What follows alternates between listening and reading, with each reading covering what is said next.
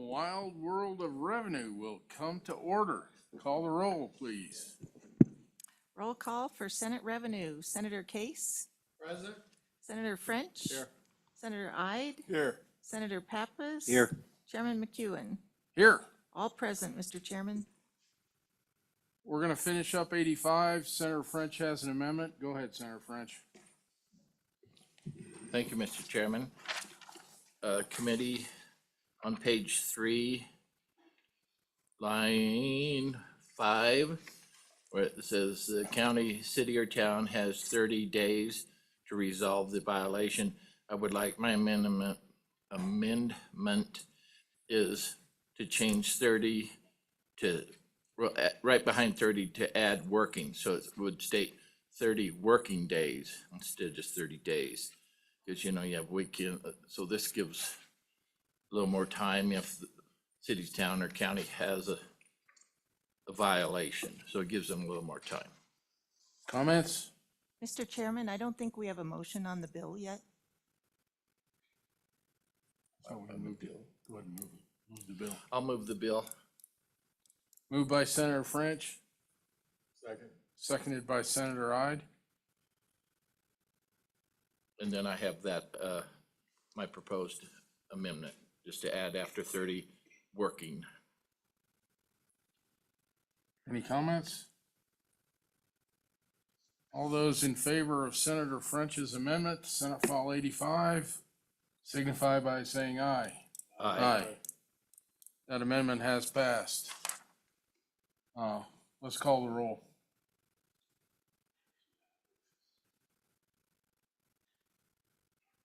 I don't think so. I asked. This is a roll call vote on Senate File 85 as amended, constitutional enforcement of localities. Senator Case? No. Senator French? Aye. Senator Ide? Aye. Senator Pappas? No. Chairman McEwen? Aye. We have 3 aye and 2 no, Mr. Chairman. Senate File 85 has passed the committee.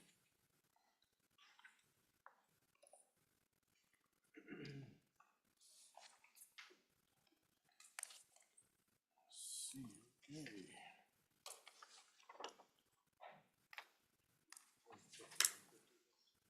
150, yeah.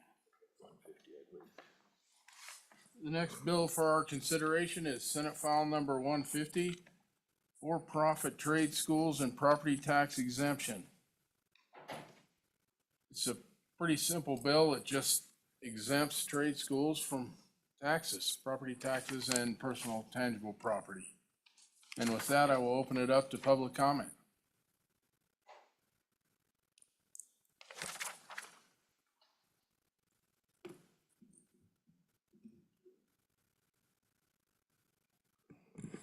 Good afternoon, Mr. Chairman. Ken Gill, Wyoming Department of Revenue, Property Tax Division. Yeah, looking at this, I think you described it pretty well, Mr. Chairman. It is pretty simple that way, that trade schools, vocational schools for post-secondary or workforce training would be exempt. Obviously, that is a policy decision of the legislature, whether they would be exempt. I would bring your attention to, and I just have a few comments. On page 4, line 19, the above that paragraph, it says that we shall, direct how they apply, the department shall. But then it says, if the department concludes that the for-profit trade school is eligible for the exemption, I think that might be better suited at the county assessor level, because they're the ones that will actually be valuing these properties or not valuing in this case. So it might be good for the committee to consider amending that to maybe the county assessor. Really, the department can promulgate rules for this, and really this will be totally at the local level, so it'll probably be more appropriate for your county assessors that are here in the audience to speak to this bill on anything that they need clarification on. With that, I would stand for any questions, Mr. Chairman. Questions? Thank you, Mr. Chairman. You just, so is it that simple? You would just delete department and put county assessor? Mr. Chairman, Senator Ide, I think it would be that simple. So if the county assessor concludes that the for-profit trade school is eligible for the exemption under this subsection, the exemption shall last for 5 years. Thank you. Senator Pappas. Looking at the fiscal note, there's nothing there due to the time. But do we have any idea what, got any swag you can throw at us, on what it's gonna cost? Mr. Chairman, Senator Pappas, I tried to do some research on what we have here in Wyoming for trade schools, vocational schools. Most of my Google searches, if you will, came up with all of our community colleges. But I know we do have some trade schools here in Cheyenne that I'm familiar with because I would think, and I'm not sure what the intent is, but I would think like a cosmetology trade school, or cosmetology school would fit under this bill. So looking statewide, I know there were probably around 10 cosmetology schools across the state. I know that there's some welding schools that are for profit, some mechanic schools that are for profit, HVAC schools for profit in the state, but I'm sorry, Senator Pappas, I don't have a number. Senator Pappas, I've talked to some of the trade schools. If they all qualify, it's gonna be around 3 or 4 million. Ballpark. Does that sound close? Mr. Chairman, I really wouldn't commit to a number, but if that's the research you've done, I'm sure that's pretty good research. So I wouldn't think, a lot of times, many of the vocational schools or trade schools don't own real property. I know of quite a few that don't own the property, they rent the property. So that property, the real property would still be taxable under current law, but their personal property within that facility would be exempt. I believe I'm way on the high end too, but I'm trying to stay up there just to manage expectations. The other thing this bill does is it has requirements of what the trade schools do. They have to get 80% placed, and graduate 85%, I believe. And we'll hear from others that can verify that. So just because you're a trade school doesn't mean you necessarily get the exemption. Thank you, Mr. Gill.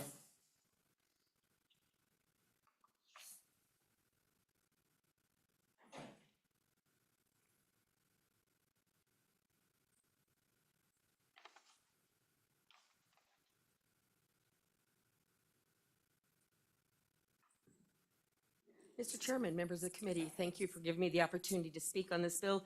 My name is Dixie Huxtable. I'm the Converse County Assessor.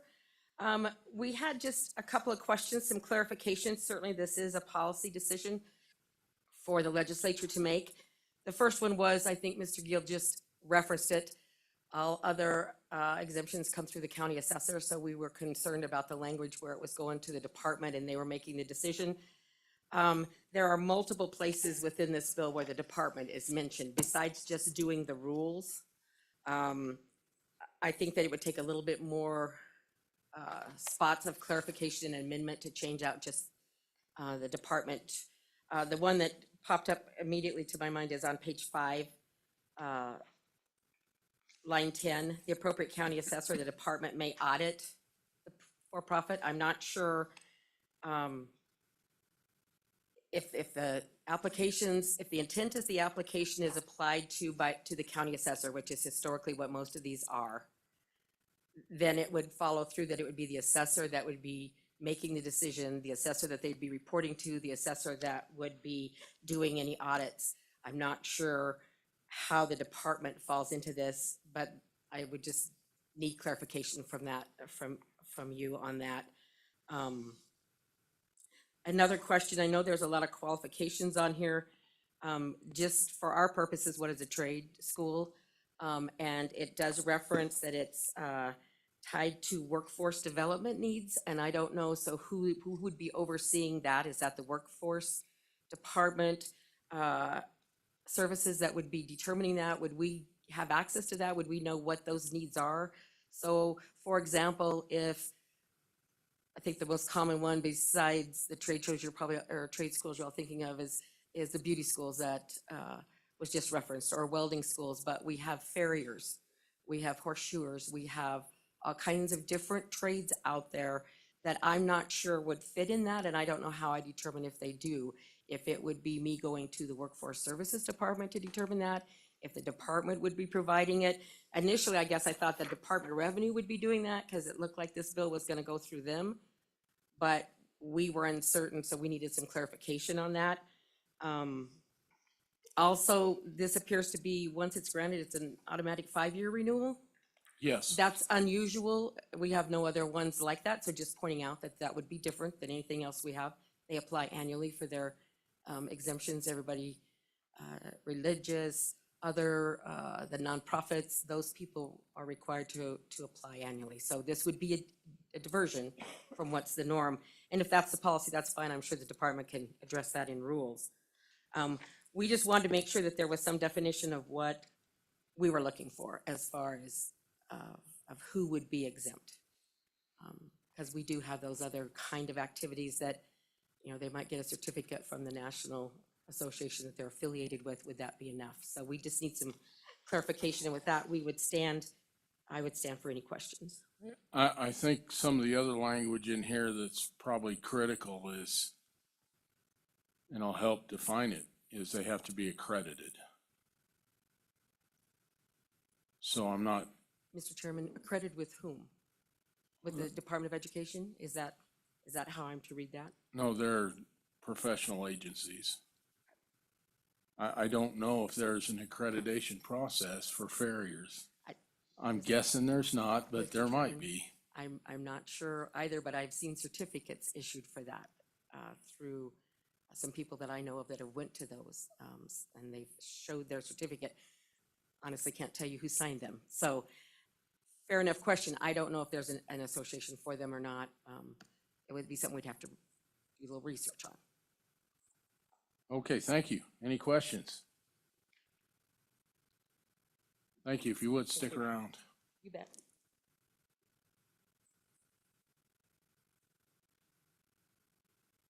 Who wants to be next?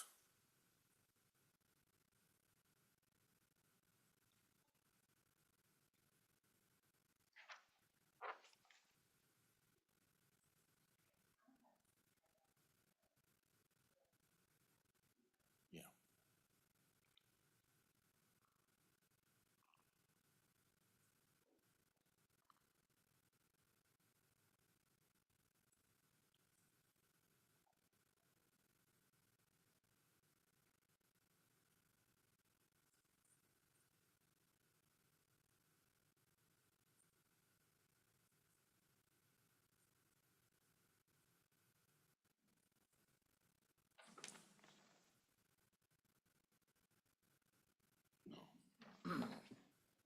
Good afternoon, Chairman and members of the committee. My name is Cindy Barlow.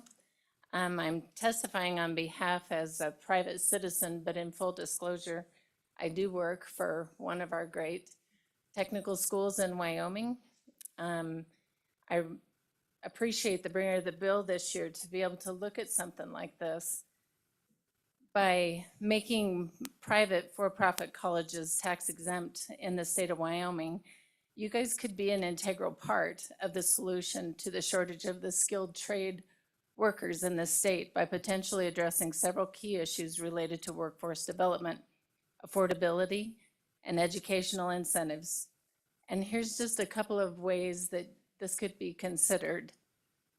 You know, if we look at the cost of overhead, and so often in revenue, we're talking about how taxes are pass-throughs.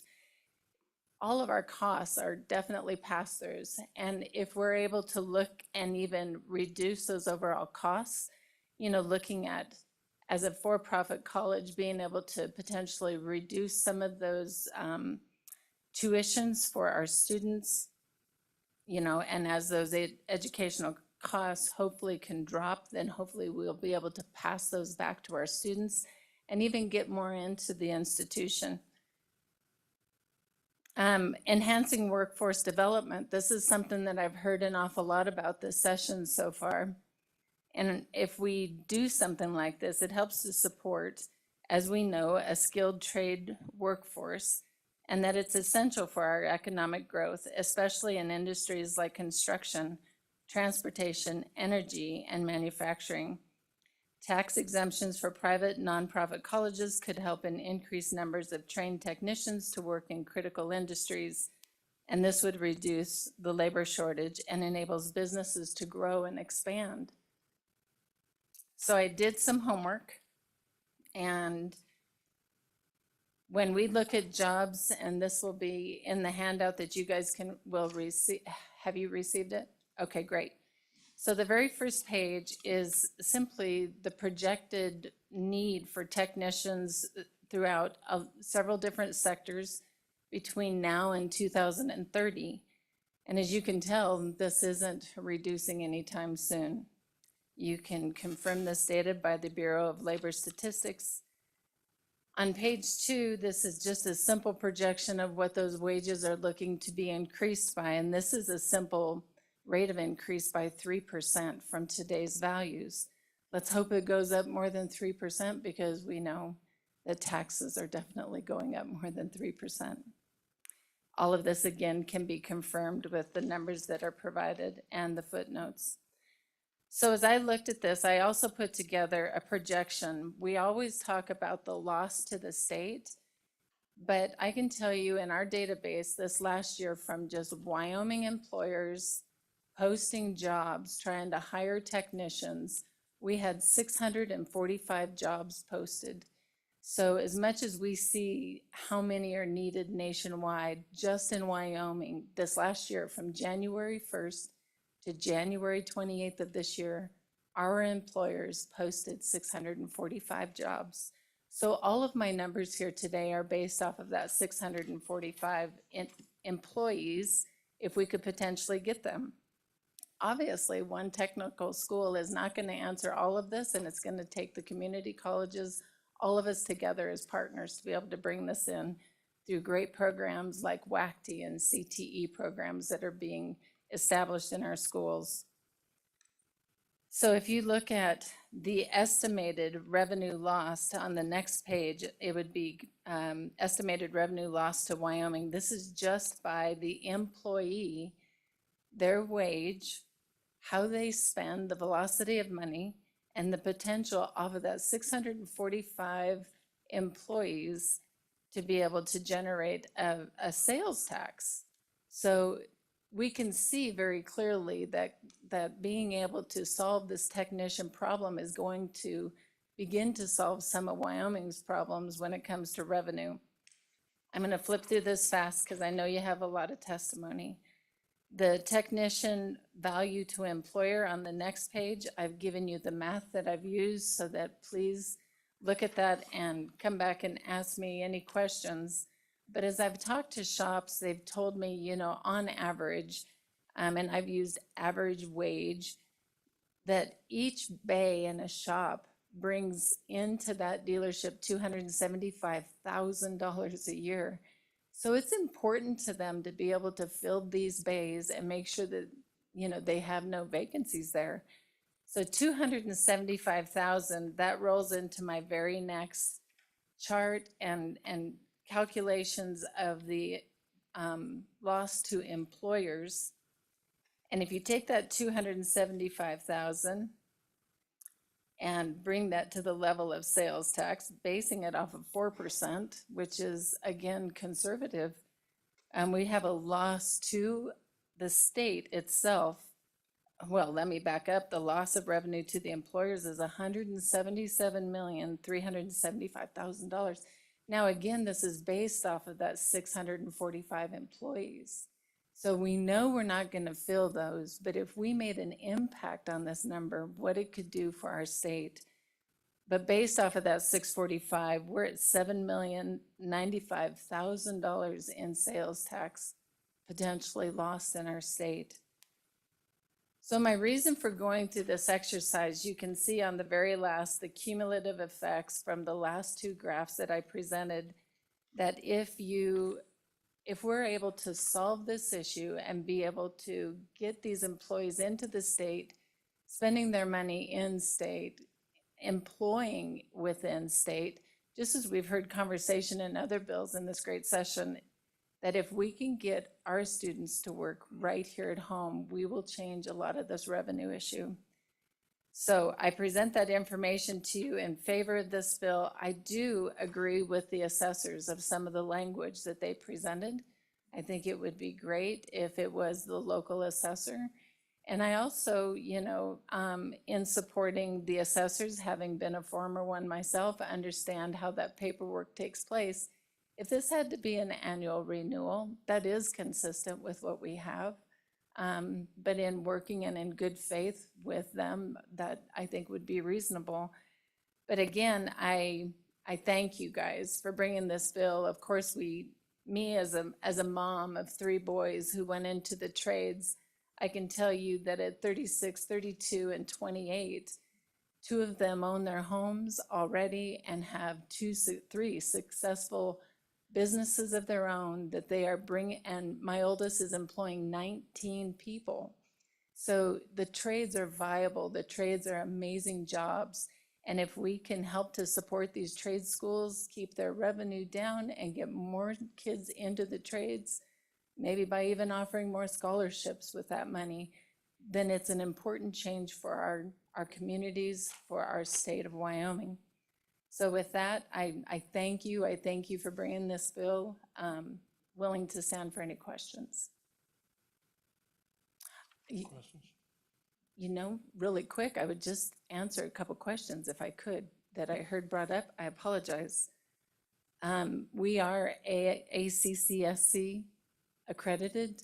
This is an accrediting body that allows us to be eligible for FERPA, so our students are eligible for federal money, just like a community college or a university. As far as the Department of Workforce Services, we're already a preferred provider to them, and we have all of that documentation and can definitely, and I'm sure others are in that as well. So it would be easy, I guess is what I'm saying, to provide our documentation to our assessor to help them and to take that burden off of them to try to have to find that information.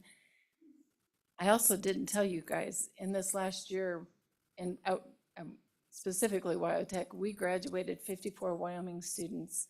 17 of them are actively working in the state right now for our great employers. We have 24. We have to prove placement, so we have to call the employer, call the student before we can ever count them. It's a federal regulation that's on us. And we know that 13 of those students left the state. We're always actively working with our employers to try to bring up the best opportunities for our students so that hopefully they can sharpen their pencils, have great internship opportunities, and be able to bring these kids into their facilities. We can teach them, we can guide them, and then there also has to be the responsibility of the industry partner to train them and to, nudge them into their culture. I think that answered the questions that I heard initially. And I apologize, I now stand for question. What percentage of your graduates actually work in the field that they graduated for? So in order for us to count placement, thank you for the question, Mr. Chairman. To count them in placement, they have to be placed in a job of the program that they last took. So if they graduated in diesel tech, we can't place them in an automotive facility that doesn't have diesel. They have to be working as a diesel tech. It's very specific in our counting. That's a federal regulation that came down. We were at 70% placement. The federal government came back this last January and said all technical schools, for profit and accredited, had to prove 80% placement. And I'll just say to you that almost is an honor. It's an honor to be able to say where our kids are going and what they're doing. I've heard of and am a past member and chairman of WACD. And it's something that really needs to be looked at. Do we truly have measurables? Where are the kids truly going into the trades? Or are they going to McDonald's and then not being able to pay back this tuition? And that's a common deal. Now, not for kids going into the trades. You can see in my data that they are viable, good jobs. We have employers that come in nationwide. So our Wyoming industries have to be very active in making sure that they have good programs and good employment packages and good opportunities to come in on their shop floors. Senator French. Thank you, Mr. Chairman. Do you have incentive programs like for that graduate of a diesel mechanic school that if you find a job in Wyoming and stay for 3 years, 5 years, there's some benefit in a way to keep them here for a while? Because once they're in a community for a little bit, they're likely to stay. Mr. Chairman, Senator French, thank you for that question. I think that's a great one. So employers have to come up with those incentive programs. I believe you're going to be hearing from one of those employers today, one of the best ones in the state of Wyoming that has created one of the most remarkable programs to be able to bring their technicians in. They help with tuition, they're helping with relocation fees. They have amazing retirement benefit packages. So those are the types of incentives that they can provide to their oncoming employees. So yes, they've had to sharpen their pencil because when you look at that first report from the Department of Labor of how many technicians are needed, you can almost go anywhere in the world and work as a tech. And guess what? They're protected by AI is not going to replace them. AI is going to replace truck drivers, be it by autonomous vehicles. But your welders are not going to be replaced. Your automotive technicians are not going to be replaced. Your electricians are not going to be replaced because it requires that intricate work with your hands to be able to get it done.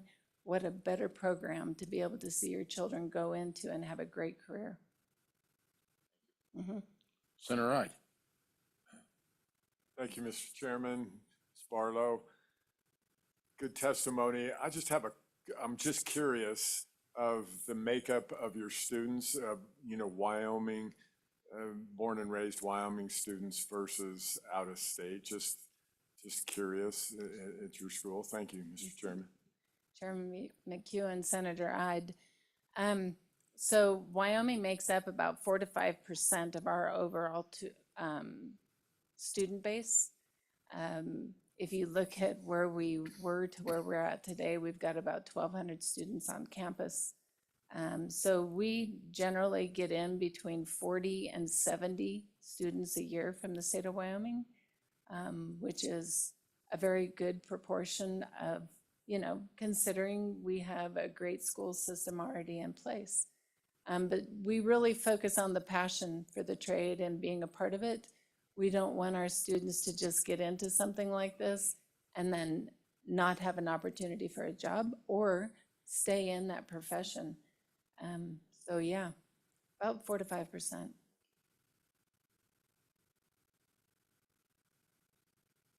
Well, thank you for your testimony. Thank you. Thank you for the opportunity.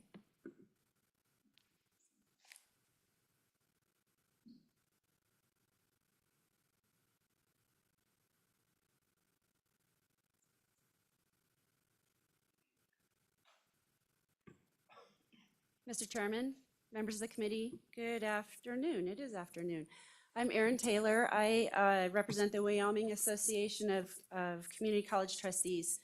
And I wanted to just make a few statements because we've been very consistent with speaking on bills that reduce property taxes, of which the colleges receive. So I wanted to make a little bit of a clarification for you. WACD was represented to you from the previous speaker. That is the Wyoming Association of Career and Technical Educators, different from the WACD that I represent. We always kind of, in a very, and we work together all the time, very jovial way of saying the other WACD or the, the different WACD. So I just wanted to make sure that was a clarification. The need and support for career and technical jobs in this state is known to everybody in this building, right? And we all support that. I know many of the people behind me who represent industry support that. We, of course, represent a group of people who are working to meet those needs as well. But the irony, so we will not dispute that and a lot of the good work that many of these institutions are doing. But this bill puts us in an ironic situation because the colleges receive mill levies. And that matters at a time when we have had bills passed last year, of which we are still waiting to see the impacts of what those look like. Bills are rolling through this year, and we know they will have significant impacts. So I would be remiss if I didn't stand up here to be consistent with the messages that you have received from the colleges in that respect.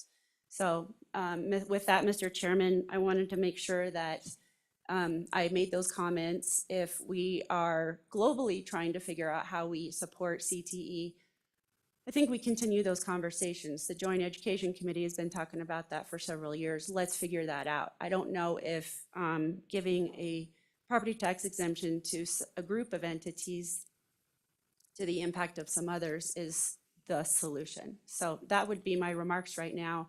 I do have a president in the room from Interim President Brandon Cosine from Casper College. If you have any other questions, we've talked about accreditation a little bit. He could maybe answer some of those questions, but Mr. Chairman, I'll just stand for questions and we'll see what comes next. Thank you. Senator French. Thank you, Mr. Chairman.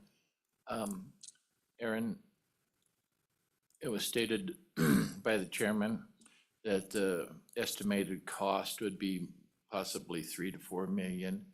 Is that a major blow to the institutions across the state? That's across the entire state. That seems like a minimal thing to me to offer something that might bring back a lot of opportunities, future revenues. You want to comment or? Mr. Chairman, Senator French, it may seem like not much to you, but to colleges who are keeping track of every bit of revenue that comes in the door, it matters. So I think it's just not quite fair to say it's minimal and it won't matter. It matters. You need to consider all of the other measures right now that are impacting local mill levies. It matters. Thank you. Well, thank you for your testimony. Please stand by. Have anybody else in the room?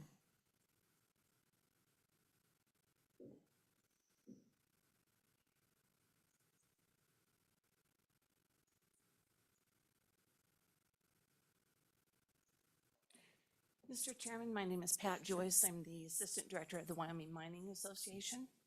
Nice to be here with you all today. We are, as one of the largest employers, of course, in the state, and it's on. Closer, maybe? I have one of those voices that doesn't work very far, so thank you. So again, I'm Pat Joyce with the Wyoming Mining Association. We work with all of the training schools and that across the state. As you can imagine, we have 32 operating mines across the state with 5 more under development at this point, adding rare earth and gold hopefully in the next couple of years. We also have another group called the Mining Associates of Wyoming, and those are our supply and service contractors. So combined, we look at probably 25 to 26,000 employees across the state throughout all the mines and those businesses. We hire everything from the CDL driver to the engineer and the attorneys. We need every type of training that there is across the state. So a couple of my hats that I wear, I'm on the WACD, as Aaron explained to you, the Wyoming Association of Career and Technical Advisory Council for Industry, and I also am on the board of directors for the Wyoming Skills USA. So and then we work with the community colleges as well for a lot of our training in that. We are located, of course, in the Trona Pouches out in, around the Western Wyoming Community College.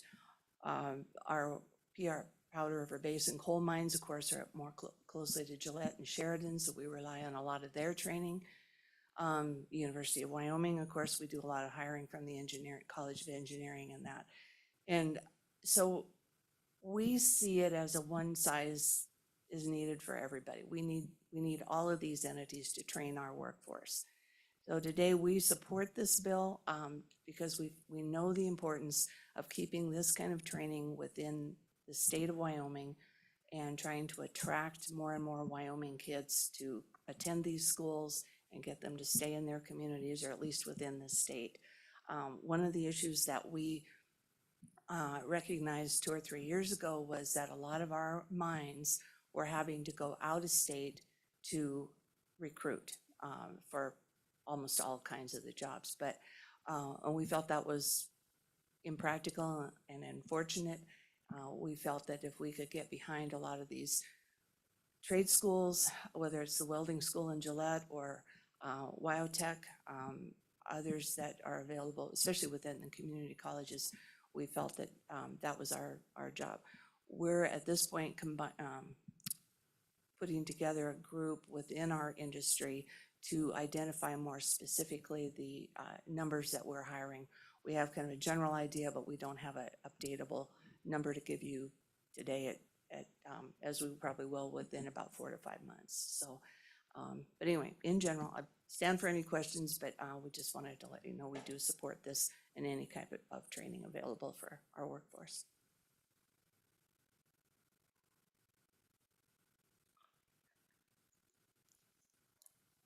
Questions?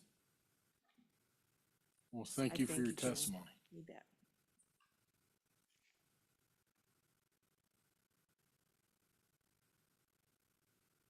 Anybody else in the room?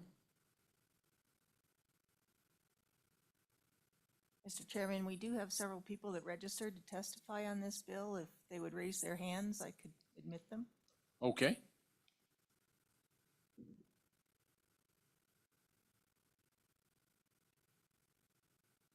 I'm admitting George Arentz.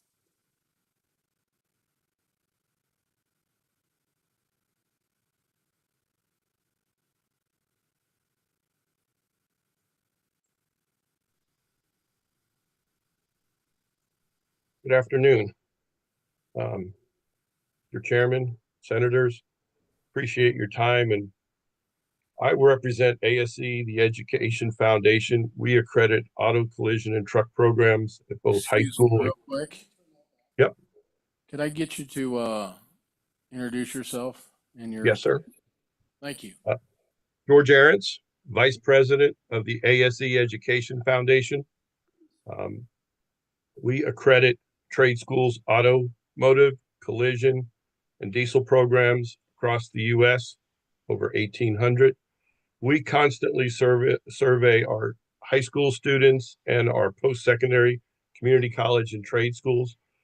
One of the things that we noticed is in our last survey, 62% of the students that are in the community college programs that we surveyed did not take this CTE programs in high school. 79% of that 62%, it wasn't even offered in their high school. So many of these young people that are interested in the trades and the skills in the past, when many of us were younger, us baby boomers, I refer to us as the gray hairs and the no hairs, these programs were available to us in high school and we could start our career or make our decisions. Nowadays, that doesn't exist. So the opportunities in post-secondary are a lot of times the first opportunity for people interested in the trades. And as you know, some of these programs are very expensive to outfit with tools and equipment. And these are the things that you're talking about today that will help reduce some of that cost and increase the opportunity.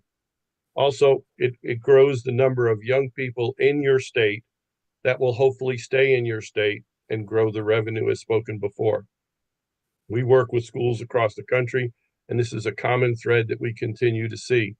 The post-secondary schools, the after high school programs, are the ones that are really driving the workforce needs right now because the secondary or high school programs at times do not have the resources to create or sustain these programs. Hope that is a benefit. Questions? Well, thank you for your testimony. Thank you.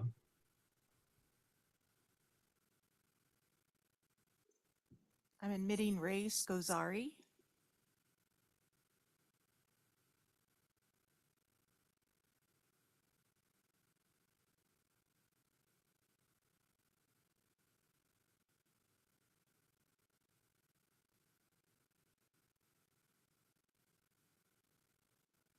Mr. Scozzari needs to turn on his audio and his video.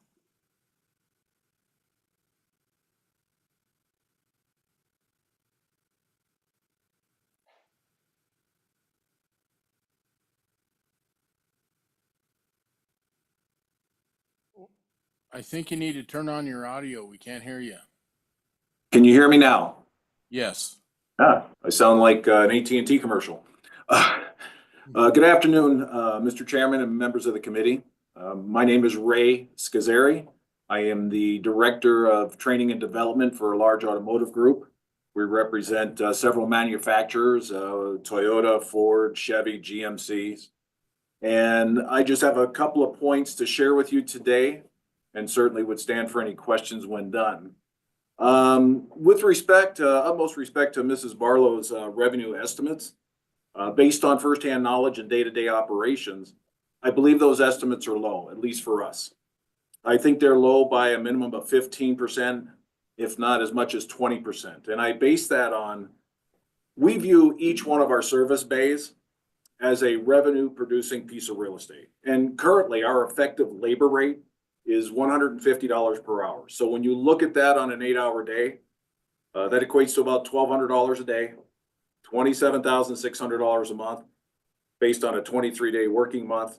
And when you look at that on a yearly basis, that's $331,200. And when that bay is empty, that's lost revenue, which basically impacts not only the business, the employees, but the communities they serve, as well as the state. We currently employ a total of 200 technicians throughout our stores. That's auto, diesel, collision, of which 75% of those, on average, attended a trade school before entering into the industry. We no longer have mechanics, they're technicians, just based on the technology that these cars are being equipped with and coming out, self-driving, self-parking. There's a lot of technology built into these cars, and these people entering the industry really need the ability to be able to get the schooling and the training that's necessary. I would like to add on to, Senator French had a question about incentives for being able to hire these students. I'd just like to share with you really quick our recruitment package that we put together for students. Number one is we have a tuition reimbursement program that we will reimburse up to $360 per month for the student for up to 10 years for a total payback of a little over $42,000. We also have relocation. We'll pay up to $3,000 at no payback from the student to get them to the area in which they're going to work to join our organization. We also provide them with tool assistance, so they're not under the pressure to have to go ahead and figure out how to not only pay for schooling, pay for moving, but also pay for the tools that they're going to need to go ahead and, work in their field of choice and be able to earn a living. Now, these students, upon graduation, when they enter the workforce, at least for our organization, the starting wages range between $40,000 to $50,000 to start. And in a reasonably short period of time, with the continued training and education they receive at the dealership level, they have the ability to make a 6-figure income benefiting not only the students, the families that they'll eventually start, but also the communities in the state.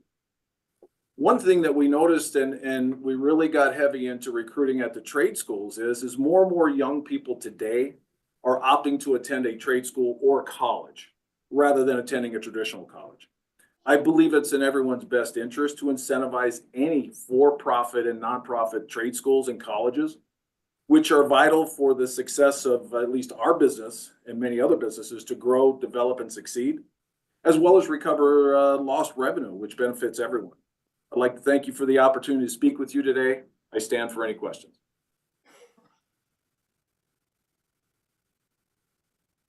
Questions? Well, thank you for your testimony. You're very welcome, sir. Thank you for having me.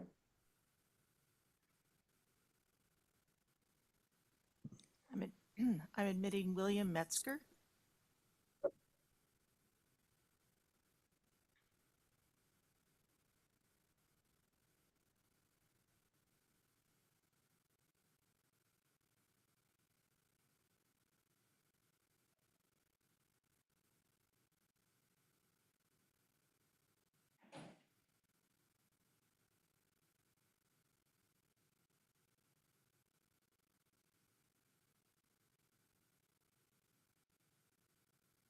Can you hear me?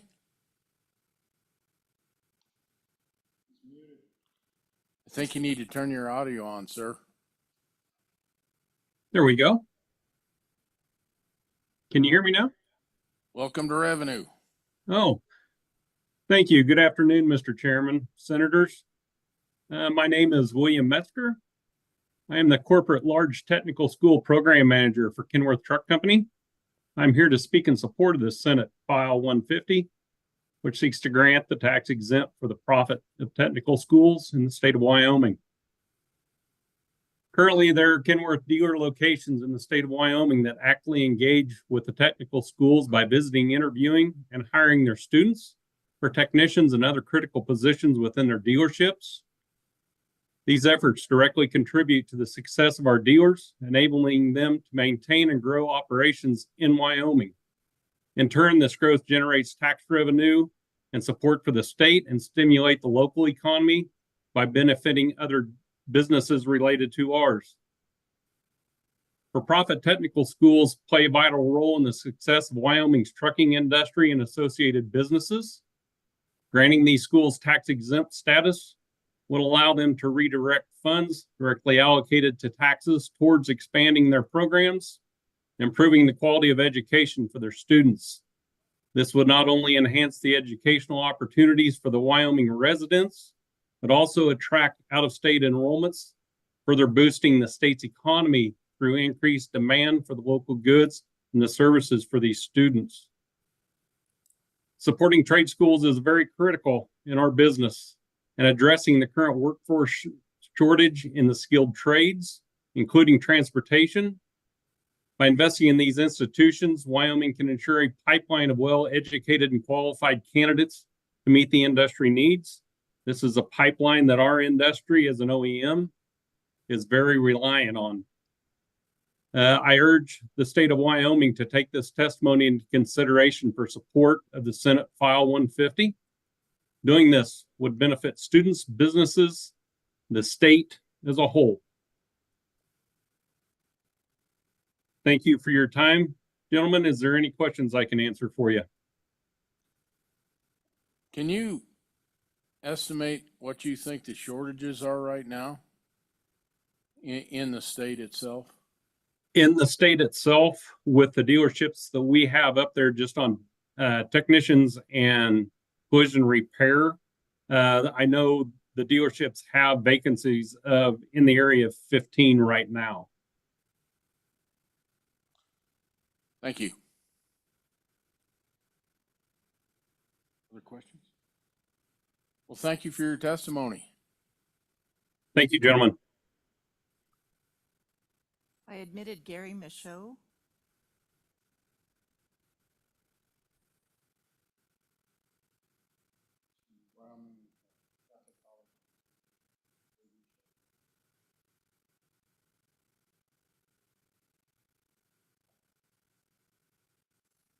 He looks a lot like the last guy.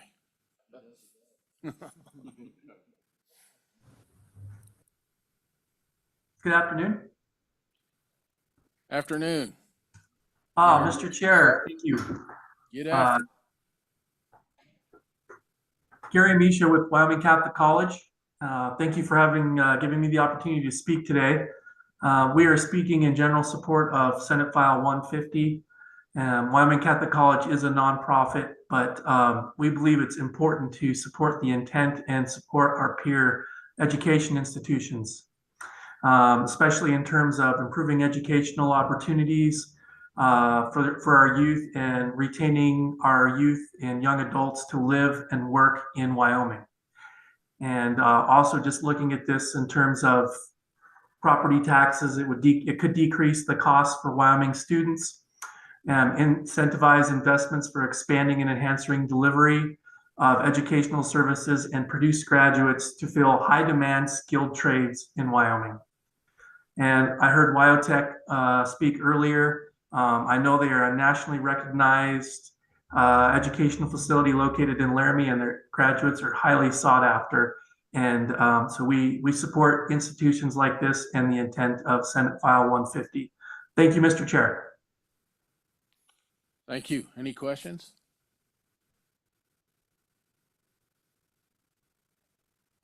Okay. Any more public comment? I think we will close public comment and work the bill.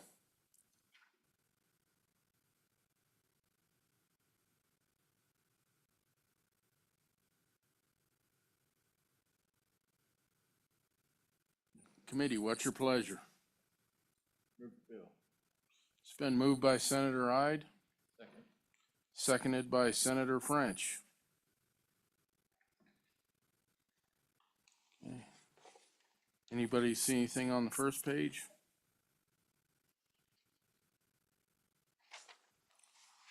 Go to the second page.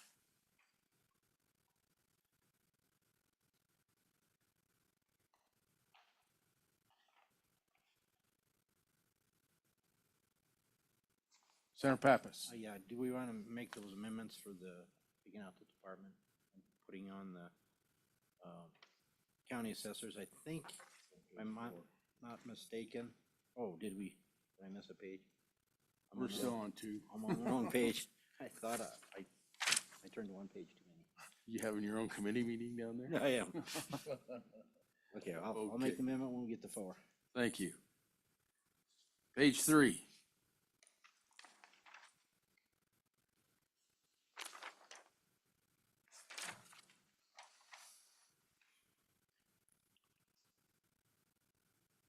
Senator Pappas, page 4. Mr. Chairman, I think there are 3 locations actually. Line 13 on page 4, and line 4 on, or line 19 on page 4, and line 1 on page 5. I believe those should all be county assessors, if I'm not mistaken. And then on page 5, on line 10 and 11, we probably should, I don't know whether we want the auditing to be done also available to the state, but I'm assuming the state really doesn't want to get into the auditing business, so I think we ought to strike the words "or the department" there. So Ken, can you come back up?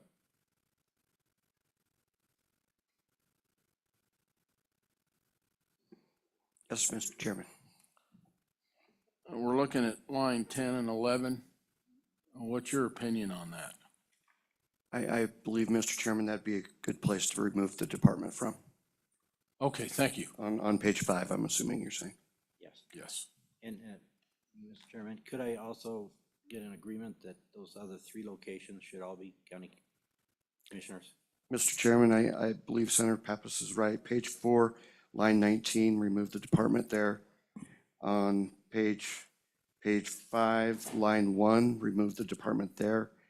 And on page 5, line 11, remove the department there. Mr. Chairman, I also had line 13 on page 4.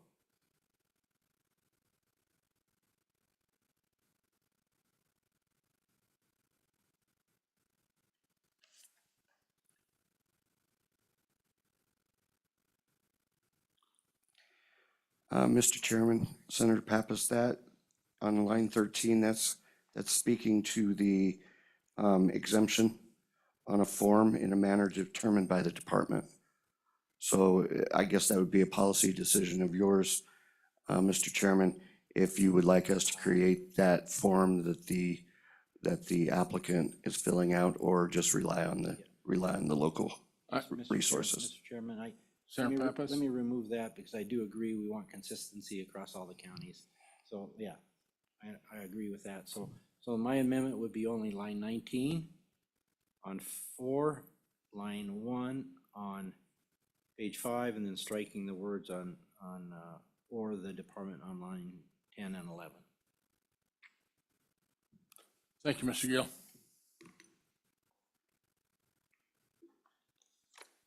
Page 6.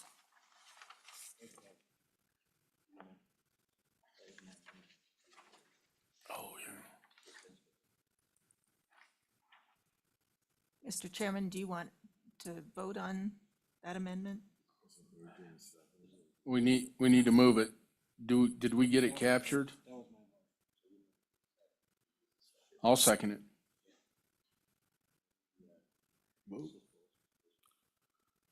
All those in favor of Senator Papps's amendment, say aye. Aye. Aye. The amendment passes.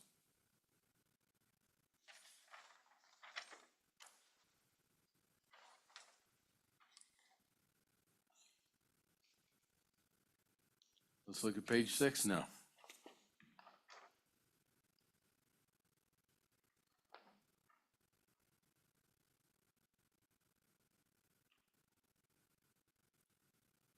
Are we happy with the effective date?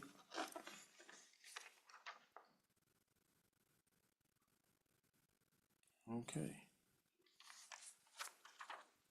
Any other comments? Senator Case. Mr. Chairman, thank you. I would speak against the bill.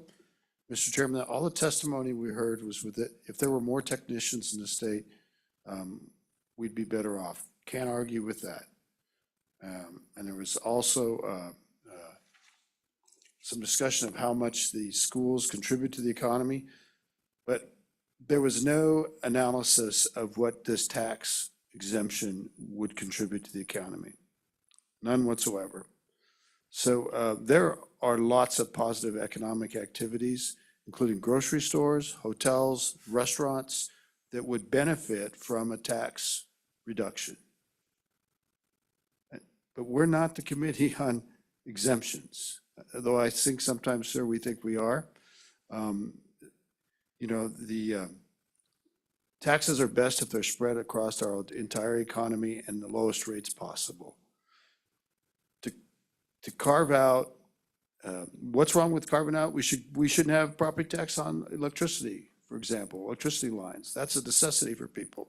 What about grocery stores, sir? People need groceries to eat. They got to feed their children. What about, I could go through 1,000 things. And this is no different. And so it's not good to go down this path, and I will be a no vote. I kind of view this as leveling the playing field. I think it allows more students into the program. I think it allows scholarship dollars into an area where we're in desperate need of technicians. I was gonna run the no tax on grocery stores bill, but I have a conflict. Okay. Senator Pappas.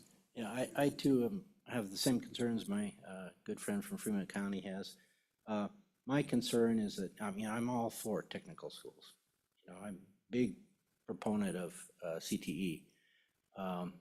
But to start carving out property tax exemptions for-profit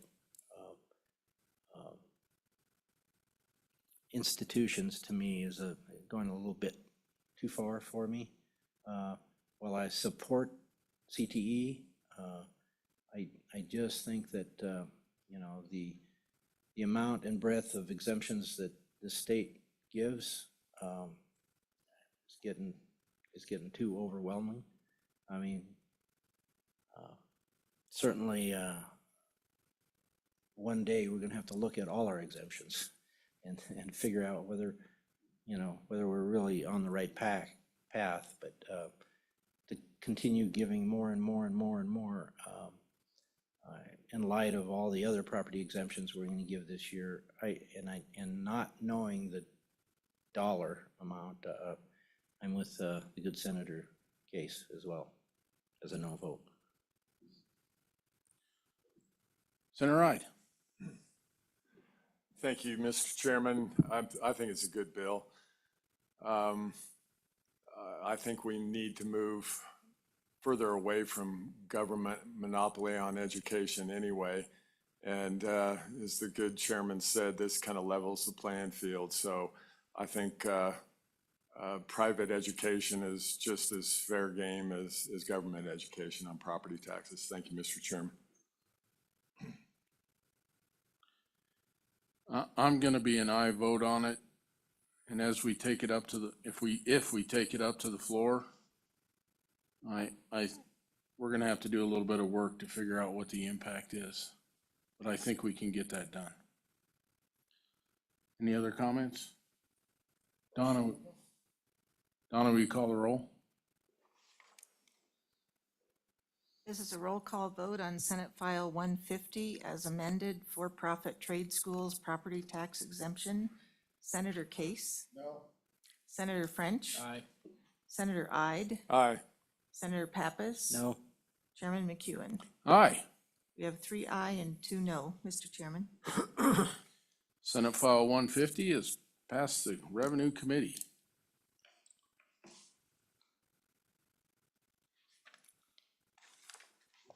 The next bill for our consideration is Senate File 153. Senator Barlow.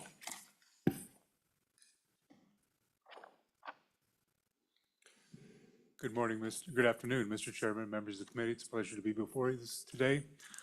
Before you, Mr. Chairman, you have Senate File 153.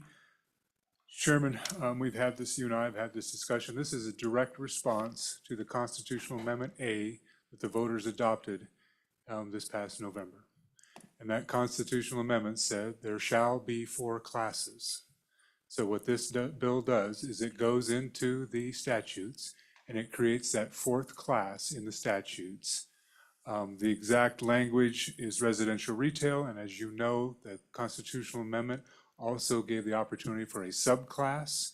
So you see the subclass. So Mr. Chairman, if you will, on page 2, the language residential real property, and then we have that owner-occupied primary residences, that subclass that the constitutional amendment allowed.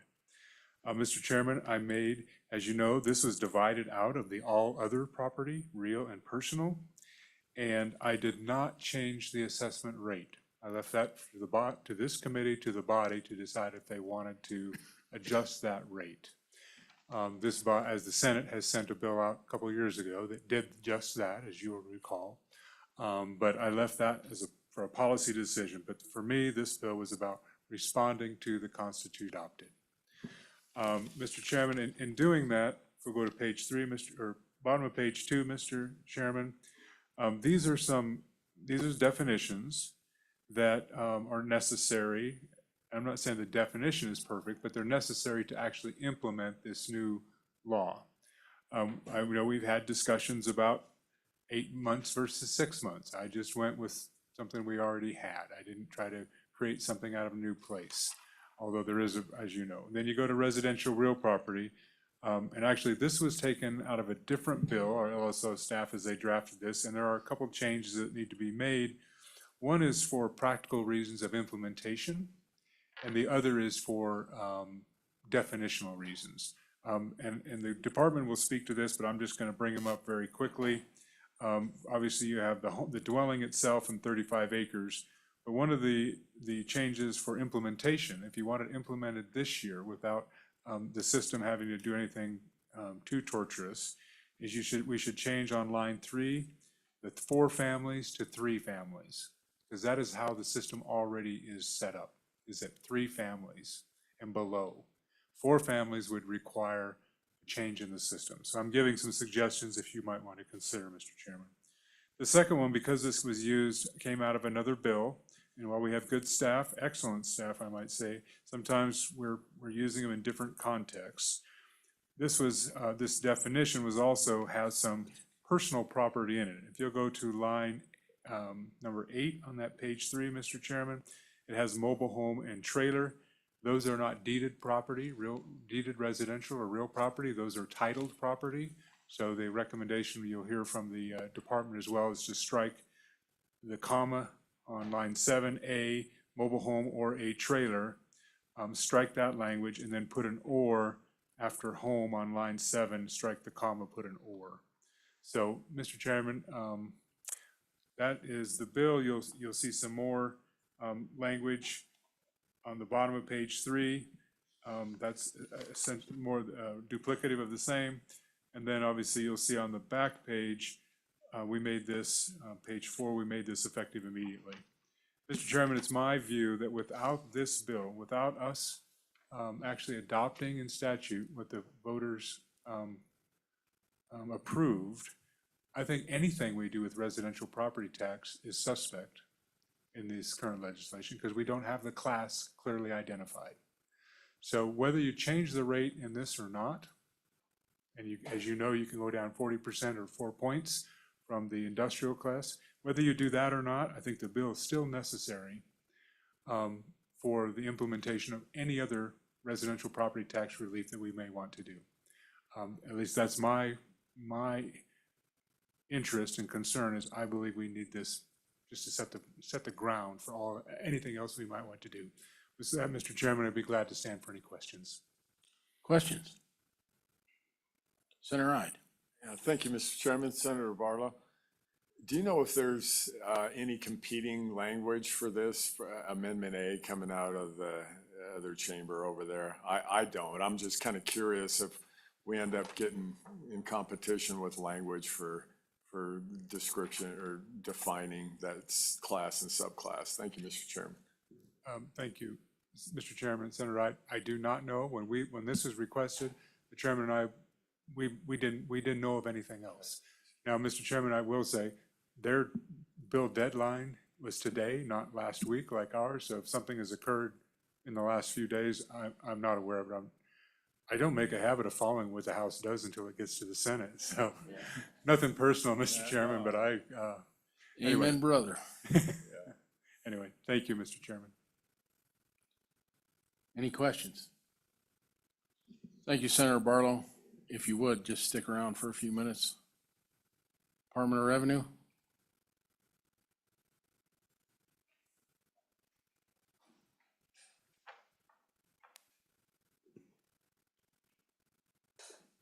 Thank you, Mr. Chairman. Brenda Henson, Director of the Department of Revenue. Appreciate the opportunity to speak to Senate File 153.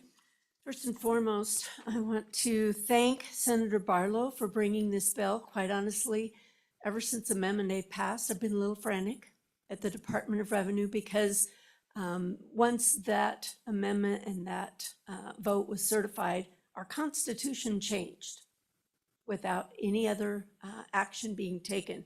So those 4 classes that are mentioned within that Amendment A that the voters determined should go into the Constitution, it's in place, and it's in place for 2025 tax year. So having this discussion about how to define what is residential real property is important. But as the good senator mentioned, to implement for 2025, it is key that we do so responsibly. So currently, the way our Constitution is implemented is we have these 4 classes of property, now one of them being residential. Once the legislature basically defines what is residential real property, the State Board of Equalization then needs to update their abstract. What do I mean by abstract? For every structure, every acre of land, every piece of personal property, there's an abstract code that is assigned to that applies the level of assessment. In this bill, the level of assessment does not change. But that becomes very important as we look to the future with these 4 classes of property and the possibility of a subclass. So with that, I did want to turn your attention to page 2 and the definition on line 10 that says residential real property. Excuse me, it's not the definition, it's just adding that 4th tier. Residential real property, including owner-occupied primary residence, 9.5%. It's where we're defining what that percentage is. When we think about residential real property, the term real property is a legal term. I'm sure many of you recognize that. Real property means land and appurtenances, including structures affixed thereto and any intangible characteristic which contributes to the fair market value thereof. I like to think of it as anything that you acquire when you receive a deed. That's real property, land and appurtenances, land and improvements to the land, those structures. So that's real property. Then we also define personal property in our statute, tangible and intangible personal property, but anything that is titled, a mobile home, a trailer house, that is personal property. And you, just like your motor vehicle is, and it's transferred by a title. And so that's legally personal property. And as Senator Barlow mentioned, that's important as we go to page 3 and we look at this definition of residential real property. And we turn to line 8 where it indicates mobile home or a trailer. Let me explain further on where that language came from. The exemptions that are available to property owners related to the 4% cap, the long-term homeowners. In those exemptions, the legislature deemed it appropriate to include mobile homes and trailers. That's fine. That can be done. But when we're talking about classification of property under our Constitution, the constitutional language that was updated specifically says residential real property. It did not state residential real and personal property. You'll find in the language under D now, which is line 14, all other property, real and personal, that's already in our Constitution, correct? And so that's why it's important that in this bill, we eliminate that language on page 3 that speaks about a mobile home or trailer. The only other item that I wanted to cover is in preparation for the discussion in the future related to the subclass that was placed in our Constitution for owner occupied. You'll find language on the bottom of page 2 that says owner occupied, and it defines primary residence and the 6 months. While that is there for a placeholder, I asked the committee not to create a different percentage or level of assessment for 2025. And the reason I ask is that we have approximately 230,000 residential properties currently. None of us know which of those are owner occupied. We know that the US Census tells us that approximately 72% of homes in Wyoming are owner occupied. So approximately 173,000 of those homes are owner occupied. If the legislature in the future deems it appropriate to put a different level of assessment on that subclass, that means that every person that occupies their home will need to notify the local county assessor that that is the case. We'll have to put some sort of a process in place. First and foremost, because if the level of assessment is different, that means their taxes are different. And you do not want a situation where the legislature, and then with the Department of Revenue and the county assessors implementing that, you do not want to be in a situation where somebody could have received a lower tax bill, but they did not notify the county assessor that that was their primary residence. So I think that that's something that can be discussed in the interim. How are we going to implement something like that? As long as the level of assessment for both residential, real, whether it's owner occupied or not, is the same, there doesn't need to be an application because it has no consequence to that property owner. But as soon as the legislature takes that additional step, we're going to have to figure out how are we going to get that information. So with that, Mr. Chairman, those are all of the comments that I have. I'd be happy to answer any questions related to how do we implement this bill for 2025. Senator Ide. Thank you, Mr. Chairman, Director. The language on owner occupied primary residence, and then it goes on to say the owner of the property resides for not less than 6 months of the applicable year, tax year. We've had a lot of debate last couple of weeks on that same issue, whether you put a timeline in there or you make it that they have to be a resident of Wyoming.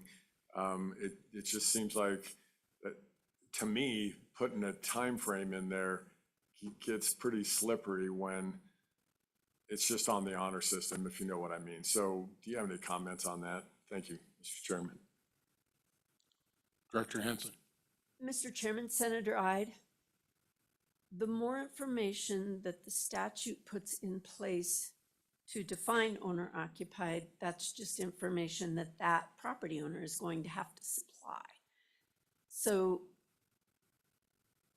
somehow the legislature is going to have to define what qualifies. I mean, the Constitution does say owner occupied. So I believe that that requires a little more than you're just a resident of Wyoming.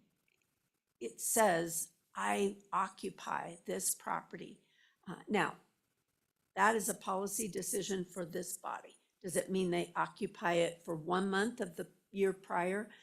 We've had the discussion that we've got different benchmarks for different types of exemptions currently. Some require 8 months, some require the majority of the year. Some, it truly is whatever you deem appropriate.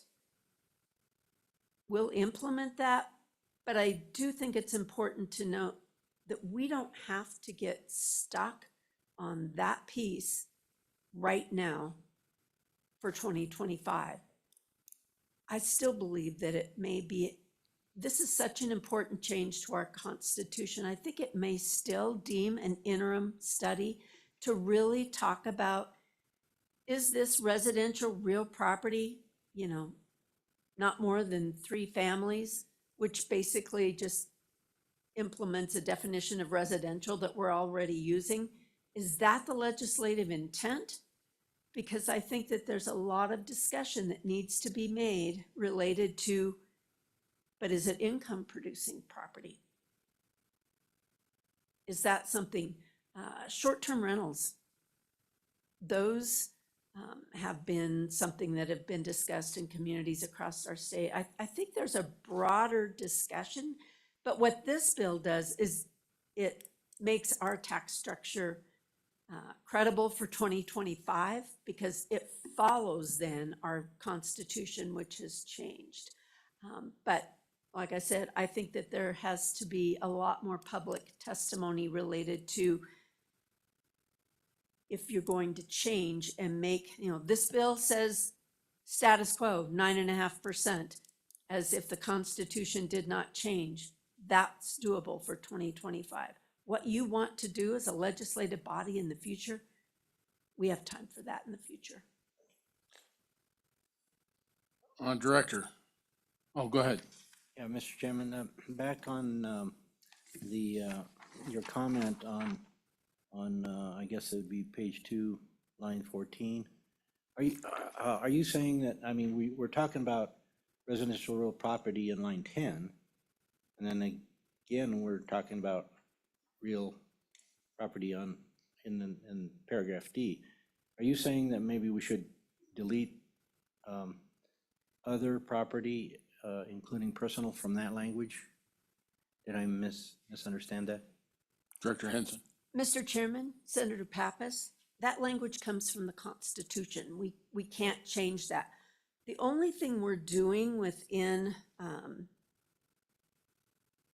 3911, 101, definitions A, and then you've got taxable value. The legislature pursuant to the Constitution is required to establish the level of assessment. That's what these laws do. So, for example, why residential real property is C is because A is mineral production shall be at 100%. B is industrial property is at 11.5%. Now we've got C, which is residential real property, again, following the Constitution, but stating it's at 9.5%. There's a subset in the Constitution now that talks about owner occupied. C basically states both, owner occupied and non-owner occupied are all at 9.5%. And then D is at the 9.5%. So this is just where you're establishing level of assessment. You can't change what's in those classes within this statute. Thank you. I have a quick question, Director Henson. And I don't know the answer to this. And maybe you do or don't. I'm retired and I have my own house, but I also have a motor home. And I just get in the motor home and drive places. I'm still occupying that house in that situation, are I not? Mr. Chairman, absolutely. Under current law, we certainly, the veterans exemption requires that it be your primary resident and you have to be there so many months. The property tax refund requires that you be in that home a certain number of months. And really what that is trying to ensure is that there are not multiple properties that a individual can take that tax relief on. But keep in mind, this is level of assessment. And so that's why, right now, as this bill's written, it doesn't matter which one of those homes. Both of those homes under this bill would be at 9.5%. It's only when you get in the situation where you're going to treat owner occupied differently than everything else that you really need to be clear on, do you intend for someone to be able to get the lower level of assessment on two separate homes simply by saying half the time I'm there and half the time I'm here? That's going to be a policy decision for the legislature. So we should do at least 6 months in one day? Again, I just believe that this language is a good placeholder going forward, but it has it's a starting point, but it's not going to change anything unless, as this bill moves through committee and through the legislative body, if we start changing some of this and for 2025, first of all, if you're going to change it for 2025, we have to have an application process for over 170,000 people. And they've got to let the assessor know before the assessment schedules go out. So that's a bigger problem. So all I'm saying is that to leave this as a placeholder for this year makes sense because it just clarifies that we are doing what the Constitution says. But I would encourage you to have all of those discussions that we're talking about in the interim so that the people of Wyoming have an opportunity to also chime in on how long do they think is appropriate. Well, that is our plan to tackle this during the interim. I think it's too heavy lift to try to do it now. And you just made it heavier. And I think we've thrown enough curveballs at you already. I concur. Any other questions? Thank you, Director Henson.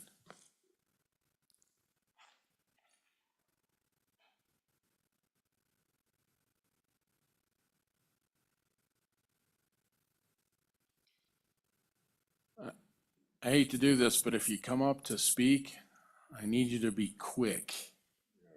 Mr. Chairman, I will do my very best. I have one thing to talk about. Dixie Huxtable, Converse County Assessor.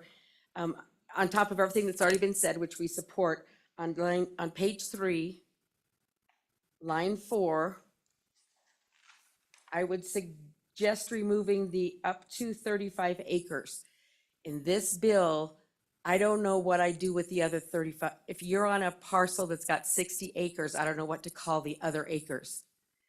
You're saying that it's residential real property up to 35. What is the rest of it?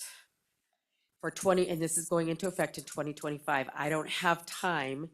The department doesn't have time for us to figure this out within the system. So I would suggest that we just say that it includes associated residential land where the dwelling is located. Just take out the language about up to 35 acres. For the purpose of this bill, that 35 acres does not serve the purpose that it does for an exemption. And that's the only thing that I have as assessors right now. Thank you.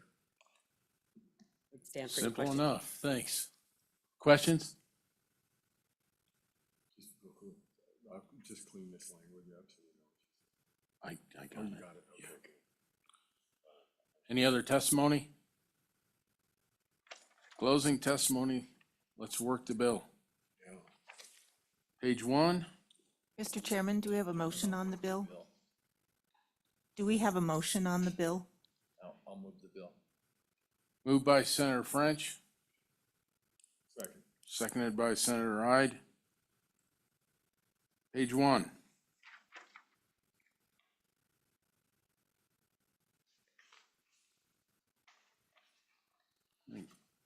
Page 2.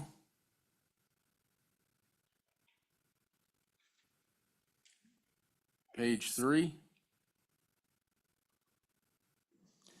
Mr. Chairman, yeah, there's, I'd like to make amendments to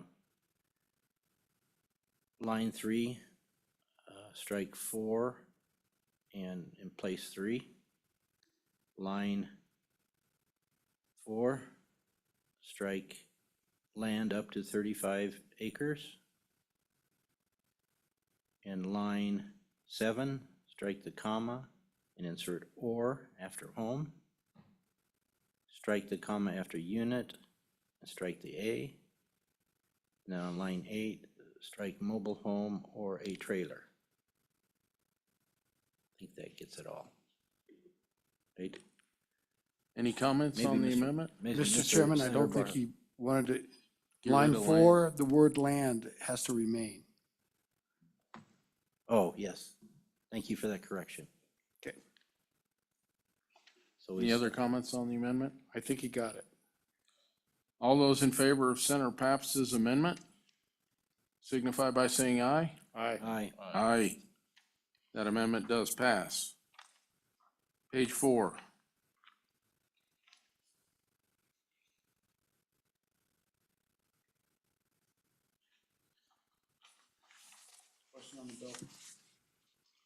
Donna, will you call the roll? This is a roll Hold call. off for just a second. Senator Hyde, or Senator French. Sorry, Mr. Chairman. I would ask the bringer of the bill if he's got any other things he would like to amend, or if you're good with what we've done. Thank you, Mr. Chairman, if I could, there's nothing else. I thank you for I think there are technical corrections that we did to that definition. And I appreciate the department speaking to them and you taking them up. You know, the thing that we can talk about on the floor is whether we want to change the rate.